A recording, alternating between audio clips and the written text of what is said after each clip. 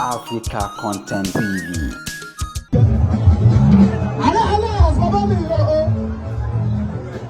Àtàmì alágbárí wọ́n di àìtí ọmọ gbogbo kẹ́míkà èyàn bá jà ọmọ bá mi àbámú káwọn bì àbámí gbogbo èyí ń tọ́ mi wò mọ́ kí ọ̀. Alágbárí yóò lọ́wọ́ ṣe bẹ́ẹ̀ àwọn agáńdúgbà lọ́wọ́ fi ń gbélé sí ẹ̀rí kó tọ́gbà ọlọ́run tó ṣe bẹ̀rẹ̀ òdàdúró ni ọlọ́run ṣe bẹ́ẹ̀ àwọn agáńdúgbà lọ́wọ́ fi ń gbélé sí ẹ̀rí kó tọ́gbà ọlọ́run tó ṣe bẹ̀rẹ̀ òdàdúró ni.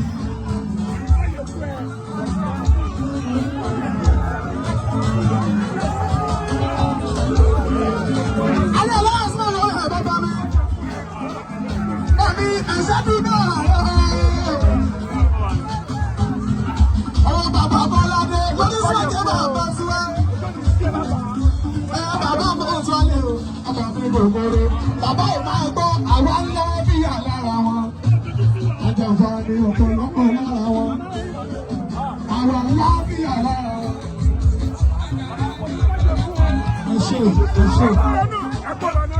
Ṣé àpẹẹrẹ ìgbẹ́jọ́ gbọ́nà kọ́kọ́kọ́ mo ṣèrò ní ìsìnyá lọ́gbẹ́?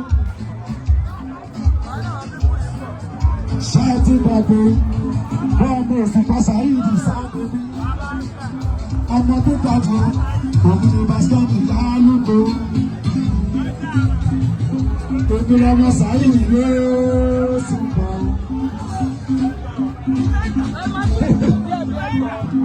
Èmi níbi wá àánú o, àfẹ́ lórí ṣáájú ọmọ tó gbàgbé wà nù. Àpèkú jáde kó ṣeré bàṣẹ́ọ̀tì lálùkò. Wọ́n bọ̀ ṣùgbọ́n wà ní àgbẹ̀ àpá àbí ó.